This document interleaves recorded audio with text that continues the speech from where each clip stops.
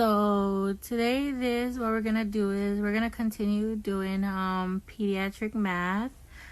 However, this is gonna be a much longer video, okay?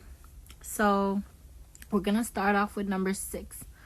So it states pediatric guidelines for 24 hours intravenous fluid therapy. It then went ahead and read that 100 milliliter per kilogram for the first 10 kg of body weight. It then states 50 milligram per kilogram for the next 10 kilogram of body weight. Then it went ahead and said 20 milliliter per kilogram after 20 kilogram of body weight. So pretty much what that is saying, after you get the first 20 kilogram of body weight, you calculate it, whatever is left, you're gonna go ahead and multiply it by 20 kg. So now it says calculate 1/2 maintenance fluid rate for a child weighing 43 kilograms. So okay, we already know what the child weighs. The child weighs 43 kilograms. So the next thing we're going to do is we're going to say, remember the instruction says 10 kg for the first 100. So we say 10 to 100, 10 kg again to 50 milliliter per kilogram. Then we're going to left with 23 kg. And then that 23 kg that's left, we are going to multiply it by 20 milliliter per kilogram, because that is the fluid maintenance instructions we've gotten.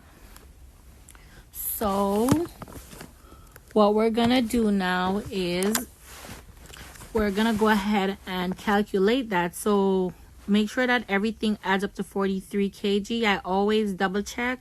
I always like to double check myself. So I say 10 plus 10 is equal to 20 plus 23 is equal to 43. Then I go ahead and I multiply across. So I say 10 times 100 give me 1,000 milliliter. 10 kg times 50 milliliter give me 500. And then I say 23 times 20 is equal to 460 milliliter. Now, when I add everything up, I'm gonna get 1,960 milliliters. Now, the following instructions say calculate 1.5 maintenance intravenous fluid rate for the child weighing 43 kilograms. So now we're going to say 1.5 times 1,960 milliliter. And when we work that out, we're going to get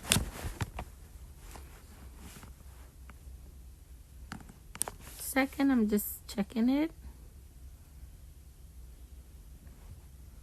We're gonna be ending up with 2,940. But then they say that the following says the nurse would set the infusion pump at. So when you hear about infusion pump, we always think of milliliter per hour. So we divide that 2,940 by 24. And we're gonna get 122.5 milliliter per hour. So the nurse would set the infusion pump at 122.5 milliliter per hour. So that's that for that one. Now moving on to number 7.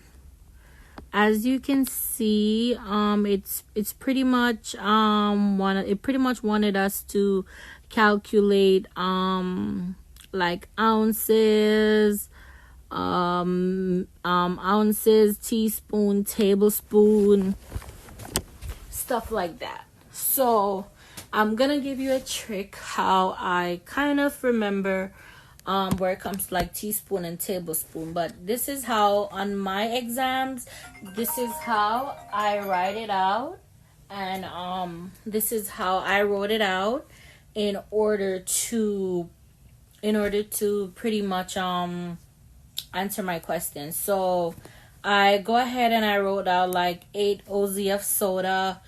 Take everything that they're asking me for. Pretty much 8 oz of soda, 4 teaspoons, 10 oz of milk, and then I have 120 milliliter of jello. Okay, you're already in milliliter. There's nothing I need to do with you, but I'm gonna still write you down. That way I don't miss anything. And then I'm gonna go ahead and as I said, write out everything, and then y'all are gonna see what I do next. So I go back up and I double check, make sure I have the 8 teaspoon, the jello, the milk, the teaspoon of water, and the soda. Now what I do next is I would say 8 oz of soda, and we all know that based on BC rounding rule and in general, 1 oz is equal to 30 milliliters. So I say 8 times 30. Then I'm gonna go ahead again and I'm gonna say 4 teaspoon. We all know that a teaspoon is 5 milliliter. So this is how I remember a teaspoon from a tablespoon. A teaspoon is smaller. It's a cup of tea on the table. So the cup of tea is just 5 milliliter. Now a tablespoon, the table is much bigger, so I think of it as a big table. So the bigger, it would be 15 milliliter. So I move forward now and I say 4 times 5, and then I go to the milk. I say 10 times 30, because remember 1 oz is equal to 30 milliliters. So I say 10 times 30. That 120 jello was already in milliliters, so that's good. And then the tablespoon, as I mentioned before, I would times 8 by 15. After I do this, I go ahead and I rewrite everything out. Like I calculate everything. So okay, for the soda I get 240 milliliter. For the teaspoon of water, I got 20.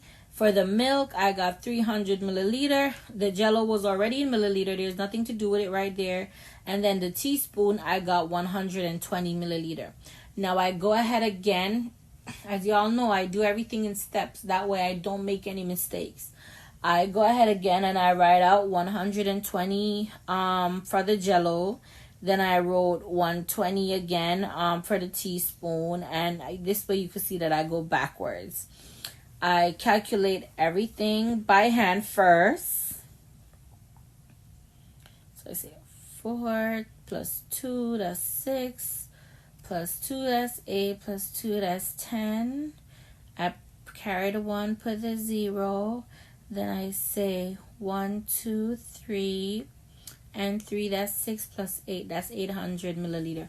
But I didn't just leave it there. I went back on my calculator and I did it from my calculator this time to make sure I double check, because it's so easy to mess up the easiest one on the exam.